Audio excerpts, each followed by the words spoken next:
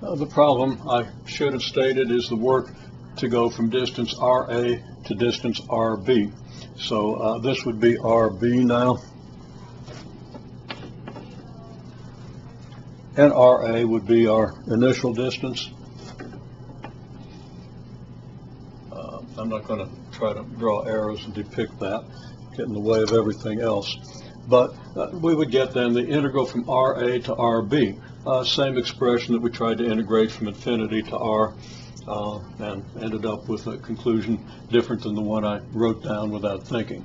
Okay, from RA to RB, this integral then is clearly going to be 2 pi k lambda q times natural log of RB minus the natural log of RA. And you should work that out yourself to convince yourself of that. And of course then, that approaches infinity as RA approaches negative infinity as RA approaches infinity. So we'll say that's negative infinity. And that assumes that Q is positive. Okay, now let's back up and fill in the blanks as to how we got this expression for the force. Well, remember Gauss's law, and I'm just summarizing it. You should go back to the videos from the preceding class, if necessary, to fill in the details that I'm talking about here. But the magnitude of the electric field is the magnitude of flux divided by area.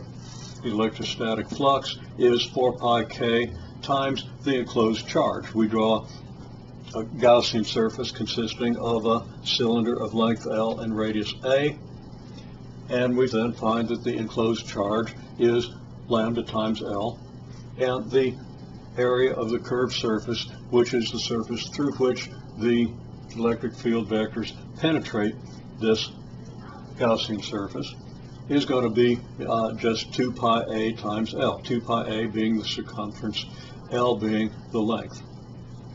When we divide this out, we get that the electric field has magnitude 2k lambda over A, and I should have absolute value signs around this also.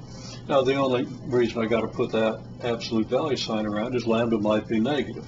Well, if lambda is negative, then if we just remove the absolute value signs, we get the expression that we need, which is 2k lambda over A. So that E equals 2k lambda over A. Using that and the fact that the force exerted by the field is the electric field multiplied by the charge Q, we find that the force is 2k lambda over x star squared. The force at separation x star squared, the force when A, if we draw the Gaussian surface all the way out to here, so it's a bigger cylinder, we would find that the force is 2k lambda over, the field is 2k lambda over x star. Multiply that by the charge, there's our force times charge, and hence the integral.